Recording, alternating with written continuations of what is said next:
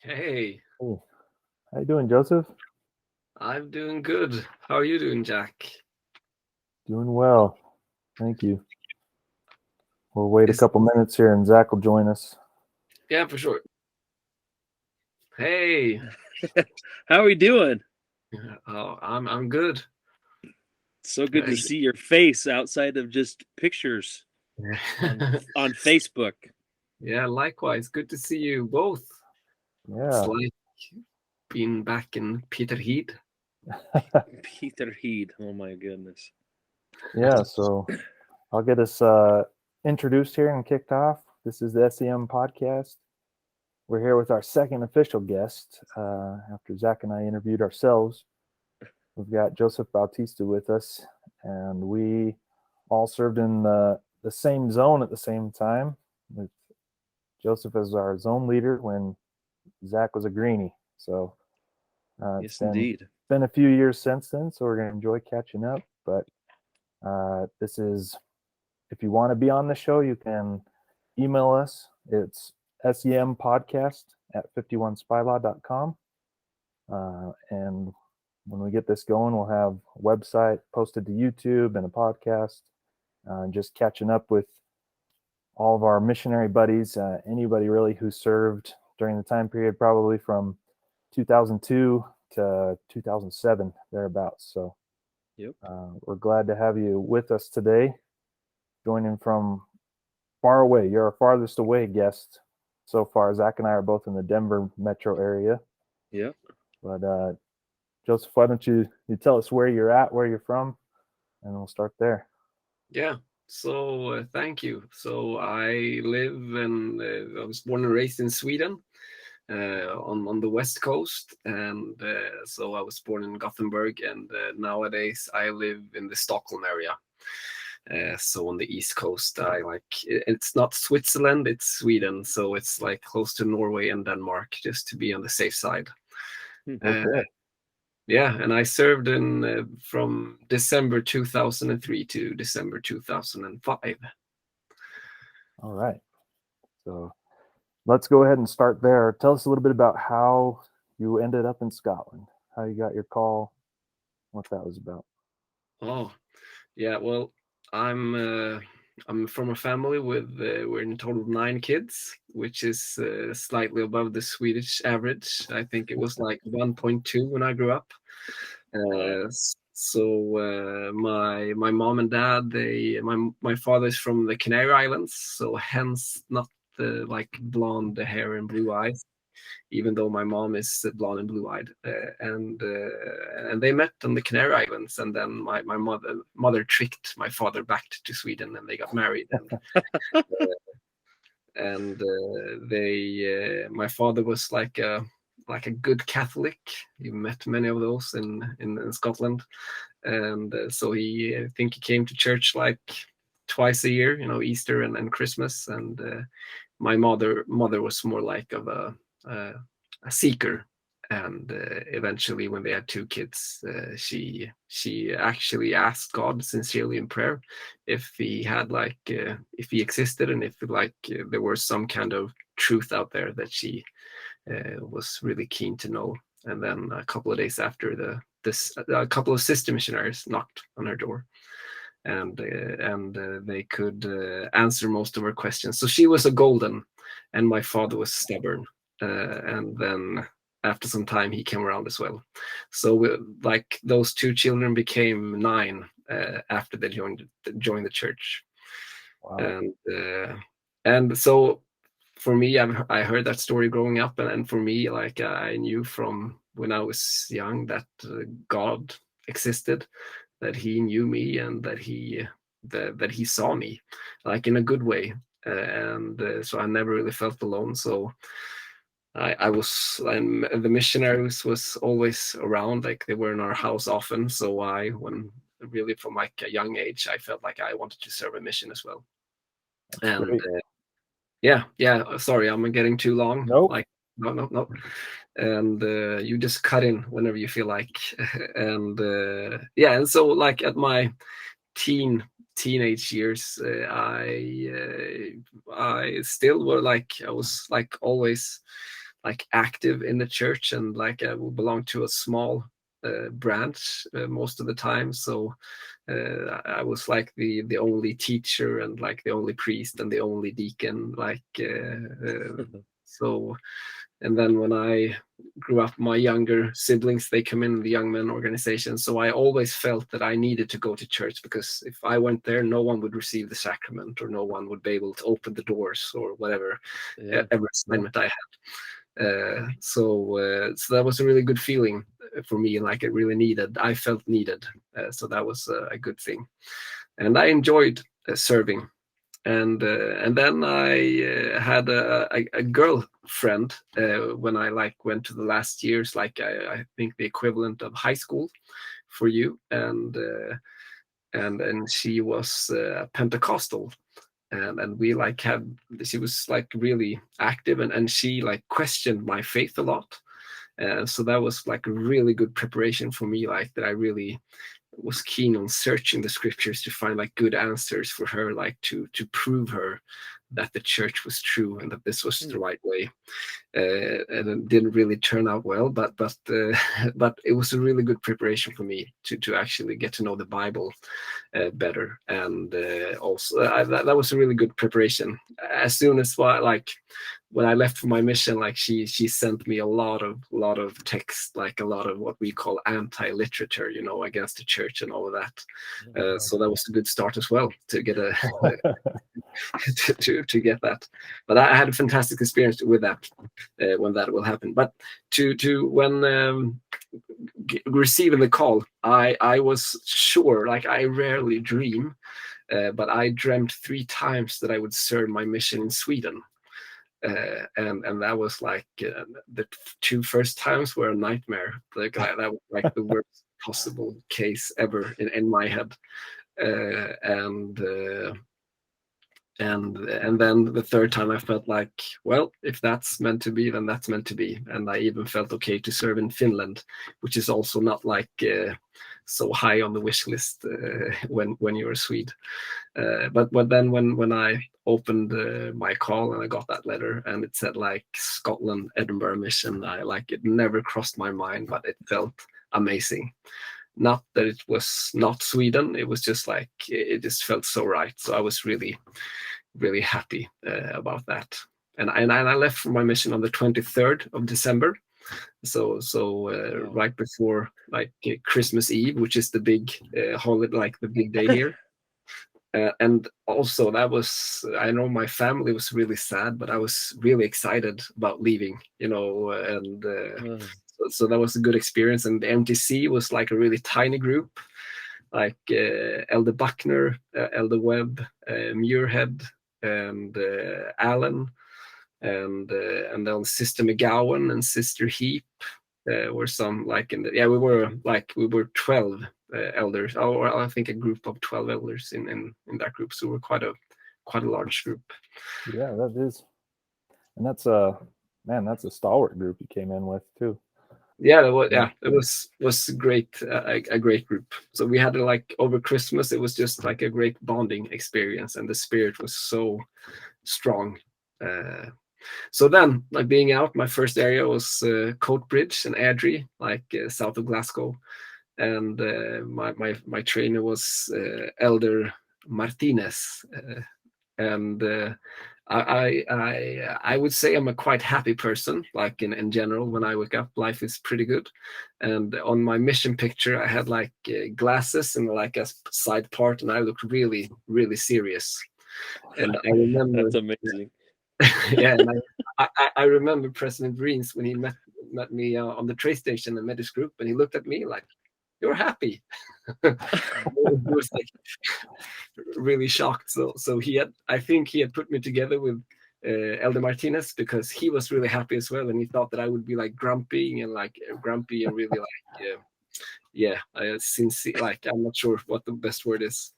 So we had a good time, and then my second companion was Elder Bredlow from Germany. Elder Bredlow.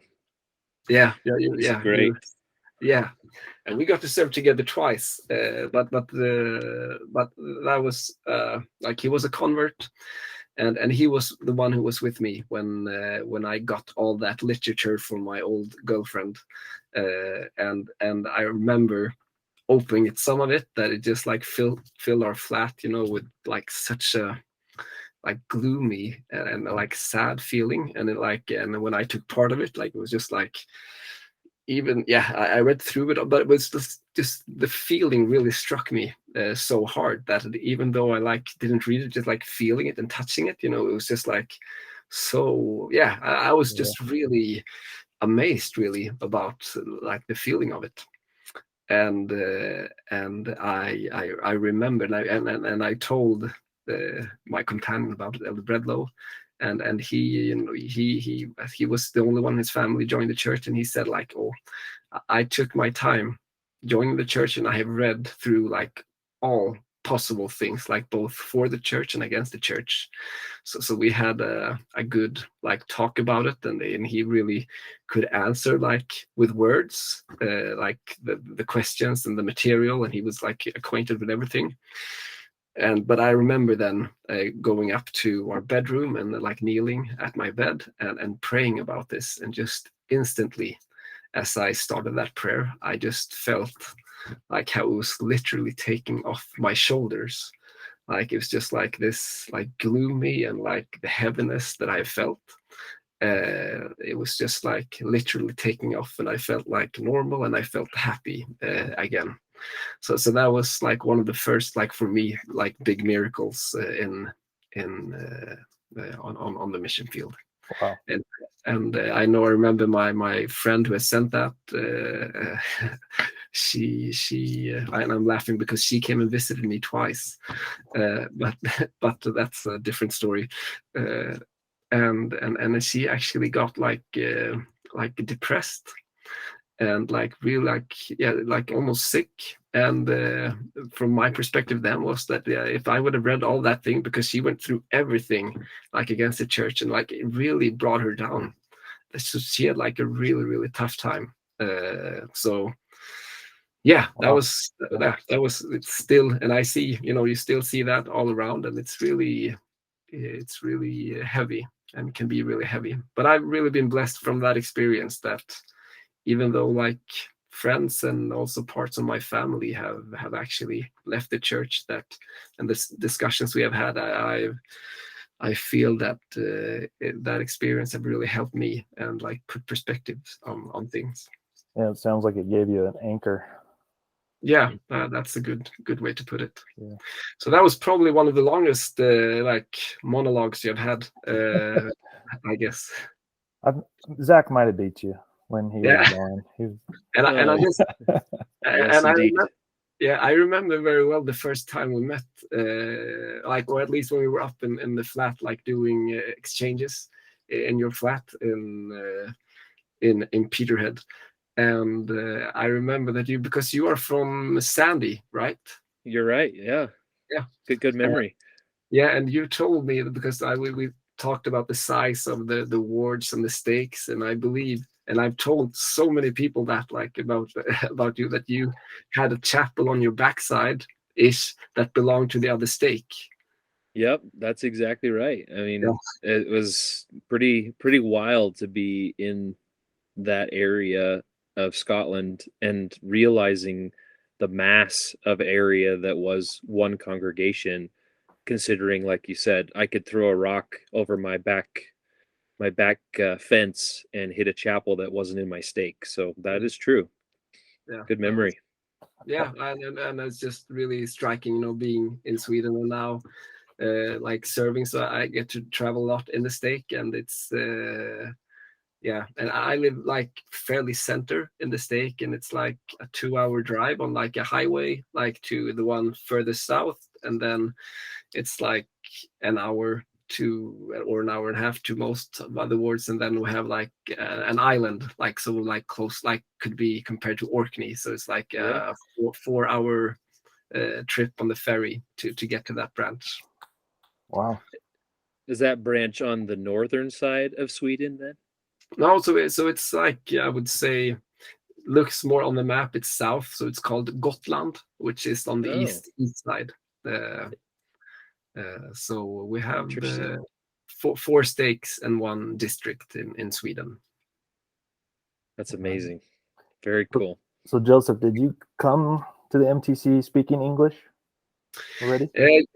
Yeah, so like most things we list, like television, like and like TV, we don't dub, so it's subtitled, and then a lot of music is in English as well.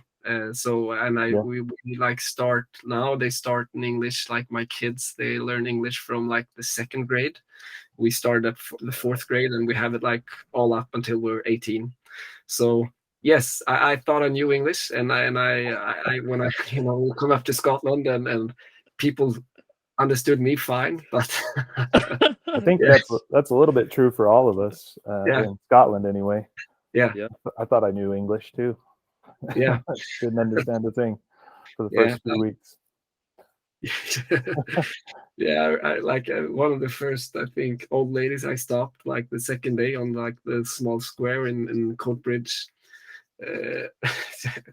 She looked really sweet, and I like explained who I was, and he's like, "Oh, I'm just gonna walking about leaving these messages, and then they had like something, and I'm like, messages, like messages, like for whom?" And but I was like, the groceries, and I think it really took 2 months, like until I could really like understand like a whole sentence of people speaking to me. Yeah, I know that's different for those who came from Europe. You didn't get like a 12-week of language training that most people get when they're going to a foreign country. You just got the standard 3 weeks in English at the MTC and then launched out. So yeah, it's a little bit different. So Elder Martinez, my trainer, he did not speak English, and he went to Preston MTC like for 2 weeks, and he just said like MTC was a joke. Like I was just sitting there. That was his. Didn't know anything. And his trainer was Elder Watson, and he tried, and he didn't really he didn't speak any English at all. And so he tried, like, okay, this door is yours. Let's just say we're from the Church of Jesus Christ of Latter-day Saints, and then I take over. Okay, that's all you have to do. So they practiced that, and like after I think a month or two, like he did that. So he prepared so just say we're missionaries from the Church of Jesus Christ of Latter-day Saints, and then I will take over. Wow. And so he knocks on the door, and then a woman opens, and she says, before he actually can say anything, like, "Can I help you?" And he feels like what I'm about to say does not fit in. So he just stand there like silent, and then she says again, like, "Can I help you?" And like, "Can I help you?" And then just the door gets slammed, and so that was his first door. Oh, wow. Where was Elder Martinez from? Barcelona in Spain. Oh my gosh, wow. Okay. That's an intense transit. Did he have any English training at all then? You said none? No, you did growing up?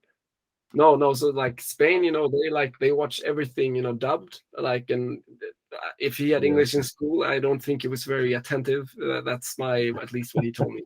But the mission became like a great blessing, like of course, like language wise and in so many other ways for him. But not when he came. So I think he would have done good with some language training. All right. So now we'll come back to the mission, but we want to kind of catch up with what you've been up to since then, since you got home, marriage, family, work. Tell us a little bit about what you've been up to. Yeah. So I was home, I came home to my parents and lived there for half a year, and then my father actually got a job at the Stockholm temple during my mission, and working with maintenance. And I'm not like an engineer, at the time, like a temple engineer. I think that would be the adequate job description. So that was like 5 hours from where when I was raised, and the ward that I was sent from. So the family moved up to the Stockholm area, and that's where I left home, because I have no really family left in that town. So I moved to Stockholm to study, because it's the capital and the biggest city. And then I also moved in with one of my friends from who was studying law at that time. So I lived with him, and like how I met my wife is like it's a great story from my perspective. I'm not sure how your exit interview was with President Vriens, but I thought that it was a fantastic experience for me. And he said, like, if it takes 1 year, doesn't matter, and if it takes 5 years, 10 years, like 30 years, it doesn't matter. Just make sure you marry the right one. And then he also said, like, marry above yourself. And what I understood that was that, like, in a spiritual and a mature way, but I took that very literal. So she is both older and taller than I am. So just to be on the safe side. So she is in so many ways like above myself. So her name is Ulrika, and she comes from up north, and her parents are also converts, and she's the oldest, and that's a really cool story how they came into the church as well. And we got married 1st December 2007, and we got our first child about 9 months after that. So Astrid will be turning 14 in September, and then we have Holger. Good English names. So he is 11, and then Greta is 6. So we have 3 children. And I work for a potato chips company with sales and marketing. So I've done that for like 11 years now.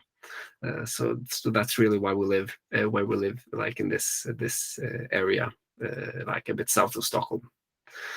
Okay. Is it a potato chip company that we would be familiar with, or is it a more Swedish brand? So it's a Swedish brand, and they the family, like, I got this job because I served my mission. The CEO told me. So he is also a member of the church, and they owned.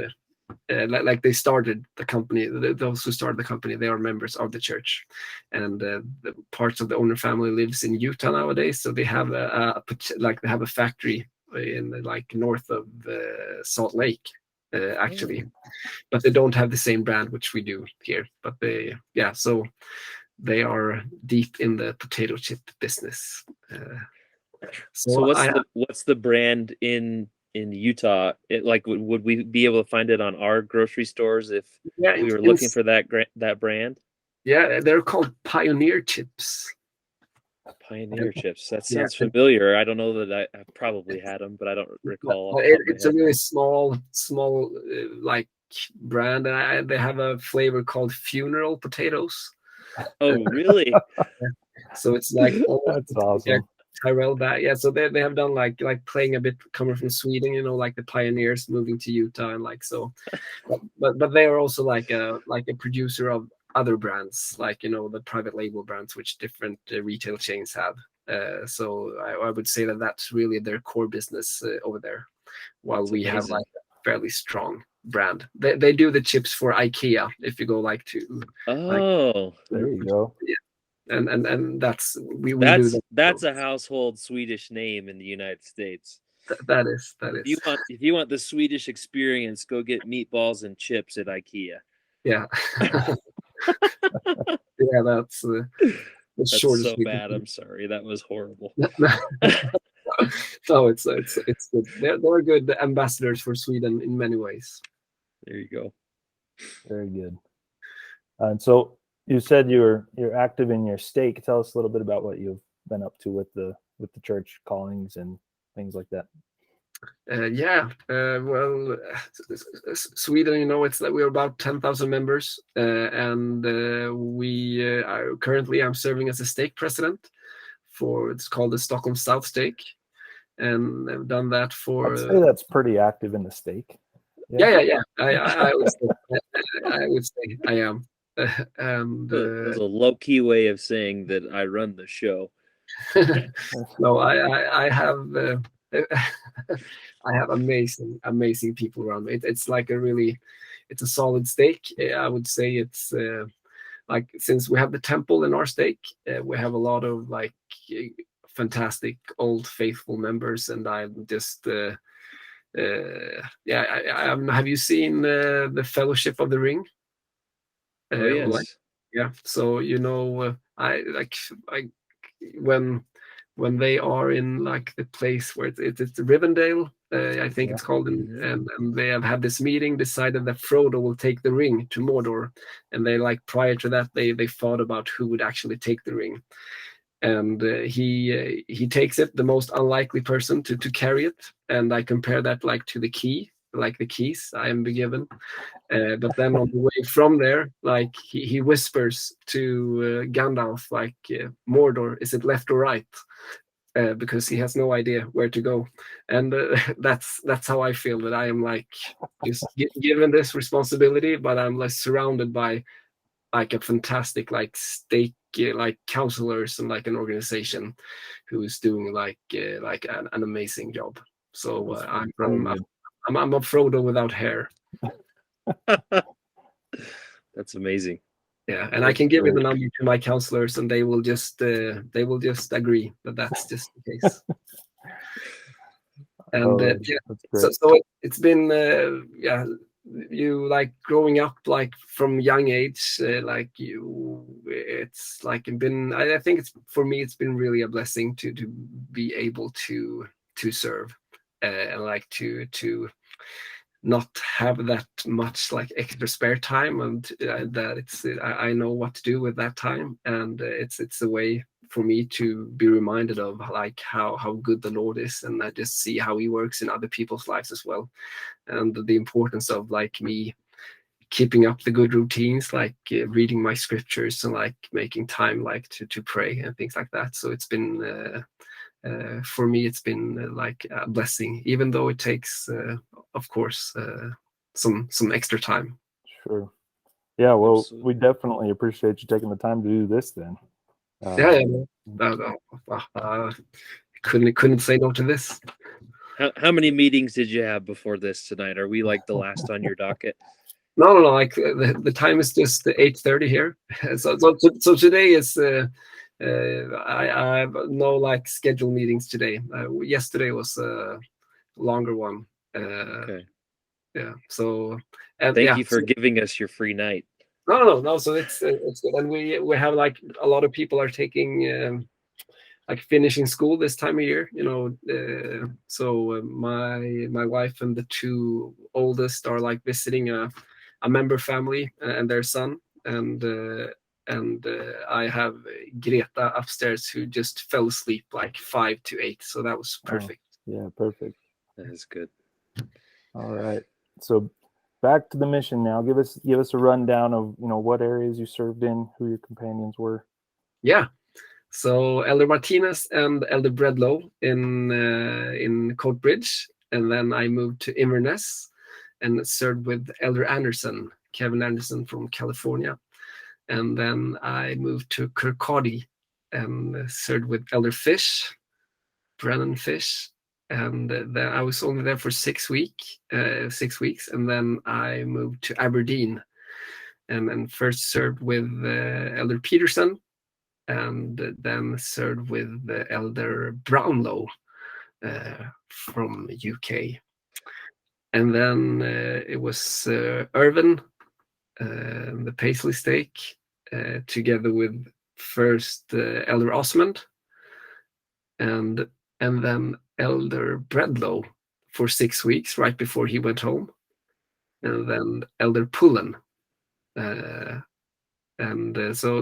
all of those were 6 weeks each, and then my last transfer, let's see, was it one? I think it was 2 transfers. But it was with Elder DePold in Falkirk. Okay. I think that was. Oh, sorry. Oh, I told no. That's not after. Sorry. After Inverness, I trained in Greenock. Elder Aurelio. Elder Oh my Aurelio. gosh. Yeah. You So have honestly like the most rock star list of companions that I think obviously we all think highly of our companions, but man, I've had positive interactions with almost every person that you served with, and wow, amazing. You got me fired up just thinking about all the great memories with those amazing men and sisters too. Wow. yeah. No, I really I agree. I agree. Amen. Like it was. I'm so thankful for like all of my companions. It's been they've just been great influence in my life. And I was back in the U.S. Like 2017. Like visited the plant where they're having Clearfield, and I flew into Las Vegas, and then I drove up, and then I drove down, and then Elder Brennan and Chris Peterson, they met up with me in Las Vegas. They came up from Arizona. Arizona, right? Yeah. Yeah, exactly. So that was that was fantastic to see them again. Really, so that was good. And then I got the opportunity to meet with President and Sister Vriens as well in their home, which was fantastic for me as well. That's great. That was in 2017, you said? Yeah. How were they doing at that point in time? Because I think the last time I saw them was in, gosh, probably 2014 or 15. Yeah, so like in many ways they look just exactly the same. Like yeah. I wouldn't like notice that they would like grown a day. I have called President Vriens like every time on his birthday, like because he's on the leap year. Yeah, That's right. Yeah. So like on his 20th birthday and like 21st birthday and all that. I know Sister Vriens, she told me like one of the times that he is like his memory is not it's not that good anymore, and that was noticeable like during 2017. So it was still like he was like the same loving experience and like his warmth, but yeah, he repeated himself like a couple of times, but it was still and she told me, I'm just like using resources, that she was like third assisting librarian, I think, in their ward. And having like former mission presidents, and just like you would have been a great resource in Sweden. Yeah. Yeah. Well, the reason I asked that is I've been thinking a lot about them as we've been having these conversations, and I think that's one of my next phone calls, is to see if we can get them both on just to talk and share whatever memories that come about. And I think that would be fun to hear from them again. So I appreciate the report from 2017, and we're got to catch up on those last 5 years. Yeah. So you both live in Colorado, right? Yes, we do. Yeah. Cool. Yeah, Sister Cahoon. Do you remember her? The name rings a bell, but I can't remember her off the top of my head. No, but we served in the same. She was in the district when I was in Kirkcaldy, so we had like 6 weeks in like the same district. But I think she came from Colorado as well. Okay. So I know we had a couple of sisters and elders from Colorado, but I don't know how many of them still live in the state, at least as far as my connections are concerned. But I'll have to do some digging, figure it out. Yeah. So actually, I'll be going to Utah for a couple of days in the end of this month. So Nice. I wrote Sister Vriens a couple of days ago. I haven't heard back yet, so we'll see if I get an opportunity to meet up with them again.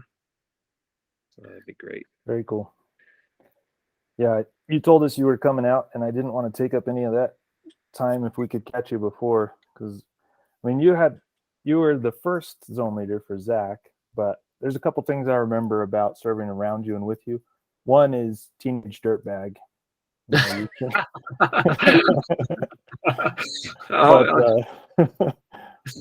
the second would be your testimony in zone conference. I think one time you shared about basically a vision you'd had of seeing the people as you walked the high street in that everybody was wearing temple clothes, that they all looked the same, and that they were our brothers and sisters. And that's really had an impact on me almost every time I go to the temple and in like the celestial room and see my brothers and sisters there. I think of that and the people that we serve there in Scotland, and that's had a lasting impact on me. Oh, in that wow. time.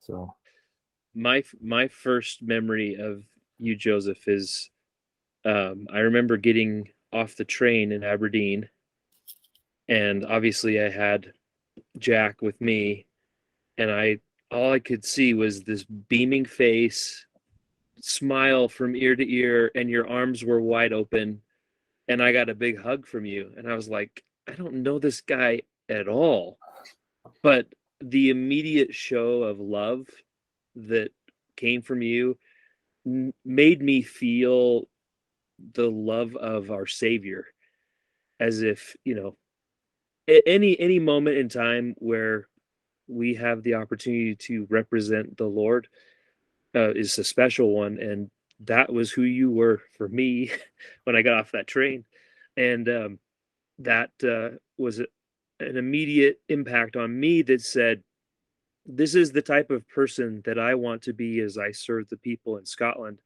because we can't go about thinking about the negatives, like you talked about. The down moments in our missionary service can overwhelm us very quickly, but I saw the way that you carried yourself, and obviously, as President Vriens identified when he first met you, you're happy. You always had a very glowing um, feeling about you. You resonated the spirit and the things you did, and I'm not surprised at all that you're serving in the position that you are right now, because I'm sure that every single person from that moment on that train platform that you gave me a hug, that you've carried yourself the same ever since. So that was honestly a huge thing for me, because I felt quite small at that moment in my mission, both spiritually as well as physically, being around Elder Peterson and Elder Bryce. But that was just an amazing experience that I'll never forget. Like, I can close my eyes and I can see you standing there with that greeting, and it brings me to tears. So thank you for being a great zone leader, and just a huge spirit that made an impact on me as I served. Oh, thanks for sharing that. I really appreciate it, and I think my head is growing bigger. Really, I appreciate you sharing those experiences, and it's amazing how we get to like do things which makes impacts like on other people. I'm not sure if I can recall like that testimony, sharing that with the white clothing, and it's just how some things sticks and how some things don't. Yep. Teenage dirtbag, I'm sorry about that. And yeah, it's a good memory. Yeah, very good memory. Good. But it's I've actually had the opportunity to set apart a sister missionary who got to serve in the Scotland Ireland mission, and that was she served, like, her first area was in Irvine, which was one of my areas, and then she served the rest of the time in Ireland, which was a bummer, like, to me. Yeah. But that was like a fantastic experience to set her apart, and just all the warm feelings I have about the mission field, and like, Arthur's Seat, and like Pratt's Hill. Yep. Like everything. When I still I wear my tie, as soon as I know there's like some like we wore them like for Sundays and like some conferences, and then and I still, not on every Sunday, but if there's like a special occasion, I wear my mission tie, because it's really was a life-changing experience to me, and that's where I really came to know the Savior, and that he's really real, and that he really loves all of his children, like whether they're members of the church or not, and like if they belong like to different denominations. It was just so evident that we sometimes got to be his hands and his mouth and like his arms, feet, in so many different ways. And I think that was an amazing, and it was just such an amazing time. I had no problems, no troubles. My only concerns was other people's concerns. So I remember, like, I'm not sure if it was the same for you, but when I put my head to the bed, like my head to the pillow, I like fell asleep like that, and I woke up like that. It just felt like the night was, it was just always so quick, and I was like constantly. I can agree with that. Yeah, Yeah. I haven't Definitely experienced. felt that. Yeah, I haven't experienced the same way, and I'm not. I was really struck by, like, in the English language, you use the word love, and it's quite a liberal word. Like you, and we love pizza and we love the gospel. yeah, Right? exactly. And in Sweden we have like 3 different words. So it's like it's a word which we use, and then we have a word which is like a little bit more than like, and then you have love, which is called älskar. And to use the word where I grew up, like the word älskar was rarely used. Like I knew my parents loved me, but like vocally they did not say that out loud like that many times. And I think it's a bit of the culture and all of that. And I use it a lot more to my kids than my parents did to me. But I knew that my parents loved me, so that was not the case. But I remember my first night in Coatbridge with Elder Martinez, and we were laying our heads, in the beds, and like it was really a worn down flat, with like the carpet, in the bathroom, and also like the wooden panel around like like the sink and like the bathtub, and like I was just shocked, and there you are lying in your bed your first night, and you wonder like a bit like, is this like this is gonna be forever? Like it felt like 2 years felt like such a long time. And then he says, like, in the dark, like, Elder Bautista, I love you. And I was just, you don't know me. How can you love me? And because that was just such a big word for me, and you only said that to like those who were really close. But I like he set such a great example that love is like it's not just like romantic and like loving feelings in that way, but it's really that you want the best for the person you're with, in a sense that you want to see them succeed, and you want like in a Christ-like way, that you want them to become like him. And that I did not understand that the first night, but with time I understood that it's really possible to love people instantly. And I think, like I explained, when I left for my mission, I was really happy. I would have the picture at like the airport, and I'm standing there like, and everyone else is crying because it's also like 4 o'clock in the morning. It's December in Sweden, so it's really dark. But when I left at the airport and understanding, like at like the mission home, oh man, I cried and sobbed, because like I knew that I would see my family again, but some of these people I was not sure like if I would ever meet them in this life again. And I had instantly like learned to love a lot of people just by meeting them, just by interacting with them. And that was like a life-changing experience for me to be able to experience that, in a sense. Yeah. I want to ask a question. So, and I didn't talk about this when Jack and I were interviewing, but what was your experience like in the mission when Preach My Gospel was introduced? Oh, I I think I had 6 months with what someone called the Purple Dragon. I'm not sure. Yeah, missionary guide. And yeah, we did not work it. We did not work it work with it that much. Like I think I listened to the tapes like 3 or 4 times, and so it was not really a big part of my studies. I would say, like it was like to study the lessons, but we had those small pamphlets like where we learned the lessons from. So I it seemed like the mission in a way was prepared for something new. Mm-hmm. So when Preach My Gospel came, I when I look at it, I hope, I think that it was fantastic, because I came really to love it, and it really became like do you say like a canon of scriptures, like to me, like along with the with our standard works.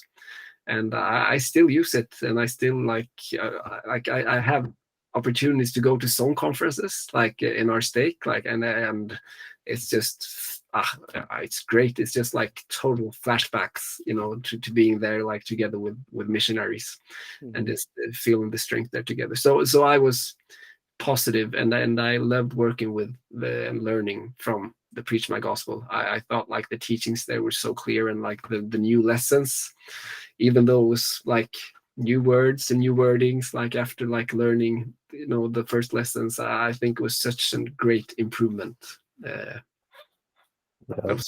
had the similar experience. I didn't realize that our missions aligned so closely time-wise. I came in February, beginning of February, just after you. So, but yeah, I even vocalized to my companion at the time, Elder Livingston, that like, man, it feels like something's got to change with missionary work for us to be effective out here. And like the next zone conference, we got a paper photocopy of one of the chapters about the attributes of Christ, I think it was. Mm-hmm. And I was like, yeah, this is it. This is what a mission is about here. Like it was very exciting and energizing to be switching over to that. It was really exciting. Mm-hmm. And I, like you, I have even like as I've served in young men, I've like got them all copies of it. I'm like, you gotta add this to your study, because it just lays the gospel out in basic, so anybody can understand it, and is an excellent guide, even after being a missionary or before being a missionary. So. I think that was one of the first gifts I gave to my now wife. Was a copy of the Preach My Gospel. Not very romantic, but this is such a great help, and it's just such a good way to study, like like the gospel principles in a way. Yep. Companion inventory. Yeah. But, and like I've done that with like the family. We don't do it right now, but we've done like I think about a year ago we did that like every Sunday for like a half a year, like together, like where the children like get to live like positives and things to improve and all of that. And it's just been we need to do that again. But that really helped, in a sense. I think it's just such a great principle. Fantastic, really. So I think I've spoken about that at one of our state conferences as well. That it's like a really good way to do it. Companionship inventories. I appreciate both of your perspective on that, because when I came in, I mean, I got to the MTC in January of 2005, and from what I was told, I was the first part of the first group of missionaries that went straight to Preach My Gospel. Okay. And so I never had the experience of what you just referenced. I mean, the purple dragon, I had never heard that term before. So, awesome. But nevertheless, I'm always curious to hear those that were in the mission prior to me, just because I took Preach My Gospel and said, thank you to the heavens that we did not have to do the memorizing because that's just kind of the way that I have always been as far as how I carry myself and how I share my testimony. It is through my words, and obviously it just suited me perfectly. I'm sure if I would have been in either of your situations, having utilized those lessons for even a minimum amount of time, I probably would have been like, all right, I'm done. Throw it out the window. Let's try something else, because this is not happening for me. And I'm honestly grateful too that I didn't have to truly learn a real language. I mean, obviously Scottish is a real language, but my goodness, being able to still have my baseline testimony as I grew up, to be able to glean upon, because it fascinates me to see people learn a new language in a short period of time, and then be able to share their thoughts and their feelings about God and our Savior just by in this new language. So I don't know. I was always curious to hear perspective, because in the moment I couldn't say, hey, how was it before? Because I didn't know any different. But that's something that I've reflected on and gleaned upon. And I'm glad that you were able to share your experience. So thank you. Yeah, so when Zack and I left Peterhead, you took over that area, right? For a time. The zone leaders took it over, I think. Yeah, and, that's true. We left after just having met Sheila in the area, and you continued to teach her, right? Yeah, that's true. And because that was for a transfer, I think. So I think we met with her twice, if I remember correctly. It was quite a drive up there. Yeah. To Fraserburgh. Yeah, exactly. I should have, like, I do have like my journal from that, and then like my memory was in my hair, so it's not that brilliant. I'm glad I have these eyebrows still, like kind of memory bank. But Oh gosh. but I remember Sheila, and I remember that I was really amazed by her, and like that she was really humble. And Peterhead was a rough area, like Yeah. I must have been a contrast from Sandy to you have no idea. uh, I've reflected often on a few of my instances. I remember the first week there, we didn't talk to a lot of people because I was like so raw. I didn't want to open my mouth yet, because I felt like I'd put my foot in my mouth too quickly. But I remember the first week at church, some of the members were like poking fun at the fact that I couldn't understand half the words that were coming out of their mouth, and the speed at which the words came out of their mouth was the hardest thing for me. And but yeah, it was a totally different experience, and I'm grateful now, having served there first, because anywhere else I went in Scotland, I understood, because people spoke slower than those in Peterhead and Fraserburgh, and man, it was just crazy the speed at which they spoke. No, and yeah, and just like Sheila, and like also some people we were teaching in Aberdeen. I remember when Elder this Menino, is that Michele Menino? Do you know? Yeah, Menino. I'm mixing this. There was also Elder Manino, who was there before I left, which President Vriens often talked about, at least when I came out. Do you recognize that as well? I remember that name.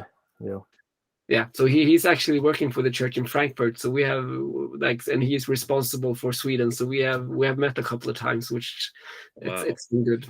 But I remember when he came in, and he said that because there were no baptisms in Aberdeen during my time there, but right after, like they baptized all the people which we had been teaching.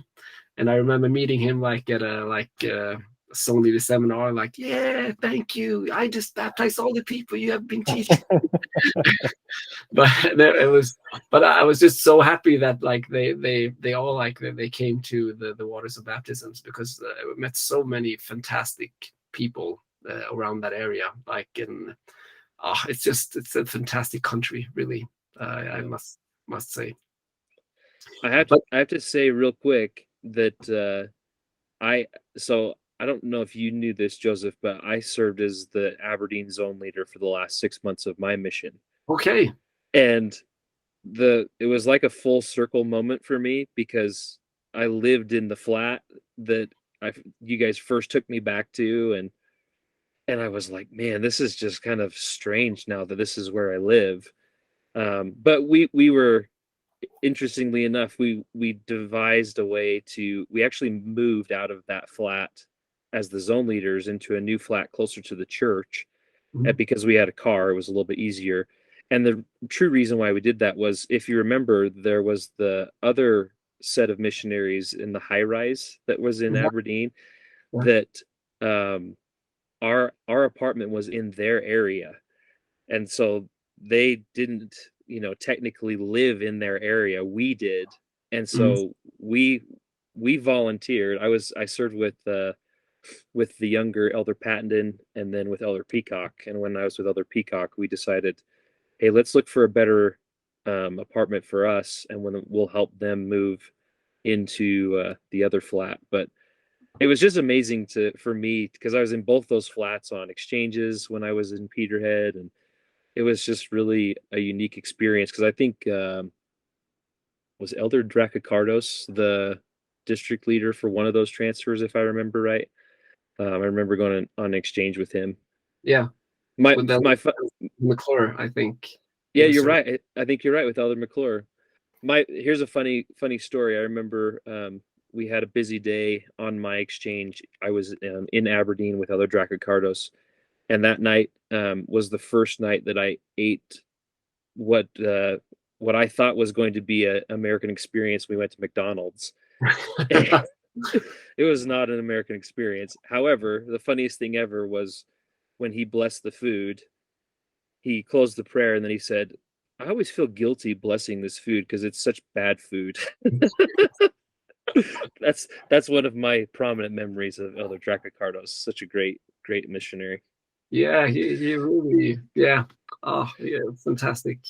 But It yeah, was, I loved Aberdeen. I loved the ward. I was so very fortunate to serve with President Payne and all of the amazing leaders that were there. And um, our board mission leader was Sean Goldie.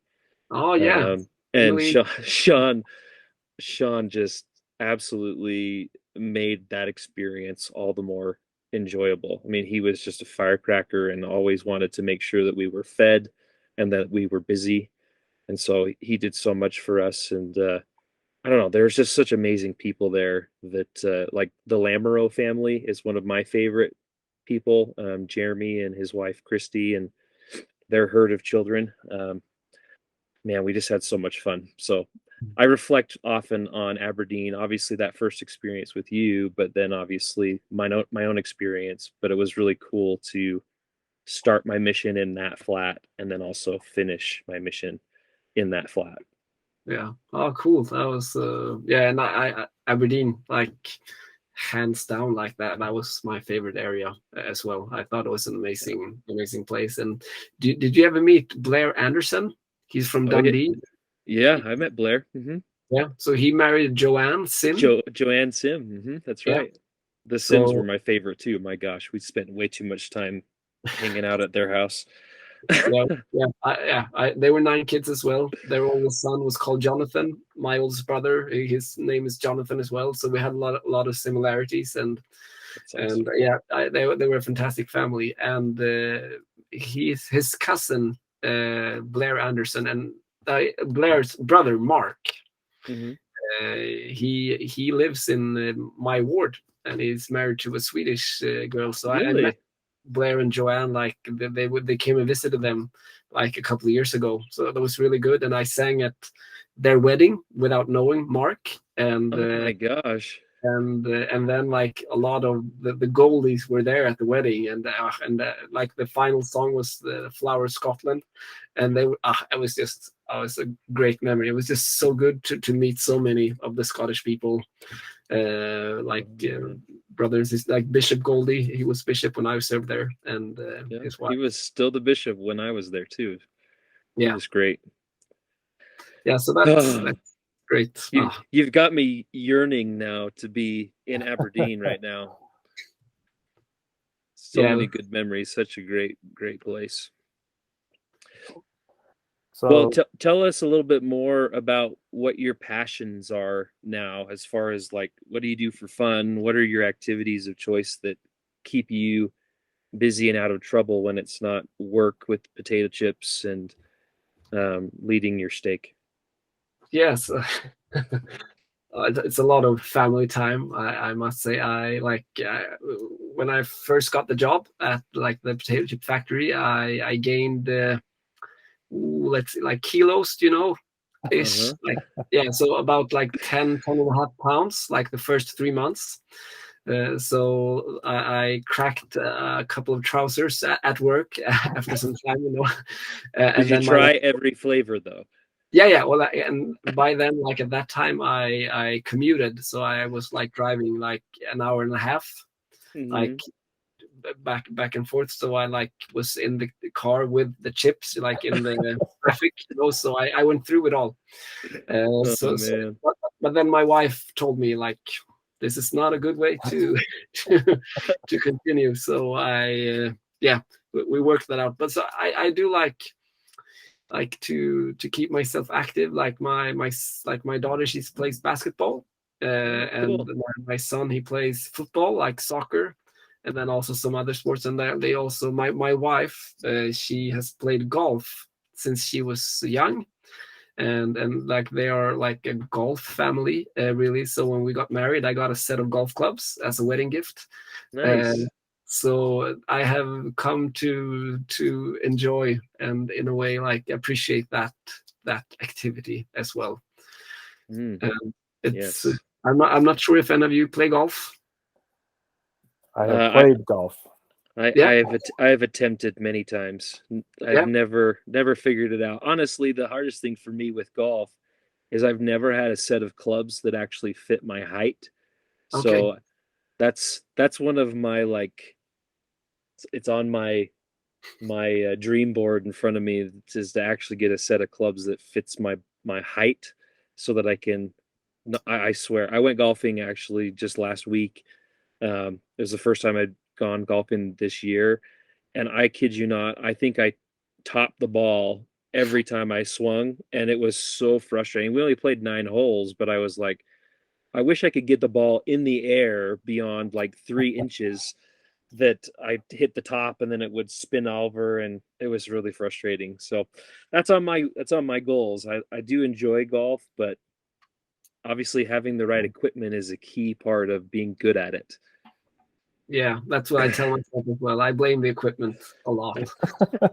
But I really there's a lot of similarities, with like Christ's atonement, like with the system it works, like giving like extra strokes when needed. So you always Yeah. compete on your own level, and that's what I really like appreciate. So I do see a lot of like woven like the gospel in the game, which is great. And I had a few years back because my wife she's really good, and then she would have been had a little bit better like mental like decision when it comes like to sports, because she gets really nervous and all of that. Mhm. And she could have gone really far if that would have worked out better. But so we play, and like I have this day like when things are really going terrible, and I get like upset and angry, and like throwing my clubs back in the bag, like not behaving in a very nice way. And then considering that you're actually spending time with your wife, like it's like a date night, and Mhm. I'm just going out like being grumpy and like not a pleasant companion. At one hole, I think it was hole number 10, the ball just like a slice out Uh-huh. like in high grass, and I go out there and I walk down like in the grass and like looking for the ball, and I'm just like almost crying because things are going so bad. And then it dawns on me that like, Joseph, you cannot continue on like this. So there, on like in that high grass, I stopped to say a prayer, and like for me, I covenanted that if I ever play like this, and if my like temper ever is like this again playing, then I will not play, because it's not going to be worth it. I have to like go in with a better attitude to this, like look like for the like to the things that I have and that I enjoy. So that was I call that hole, because I still play that course, like I call that my repentance hole. There you go. You're a much better person than me. I would not be praying on the golf course. I'm doing other things. Goodness. It's funny. Yeah. So it's yeah. So I would say I like so football. I think that's great fun still, and so I like to play that with my son, and we have So some kind of sports. I still like music is like a good hobby, and like two of my sisters, they work with music like professionally. So one is like every week she's like on Swedish national television, like in a band who plays like in different, like during the summer. So Wow. so we like to sing like when we are together, and all of that. So that's a great way to, I think, to relax and enjoy, and yeah. Very good. Bag, of course, like it's coming on every so often. Nice. All right. Well, we're trying to keep our episodes to about an hour thereabouts, so we're about at the end of that time. But it's been wonderful seeing you again. It's like stepping back 15 years and feeling that nice hug from Elder Bautista again. So really appreciate it. Real quick, Jack, to cut you off, is there any of your former companions or your favorite missionaries that you'd like to hear from, that when you send this episode to them, you can call them out to join us for future episodes?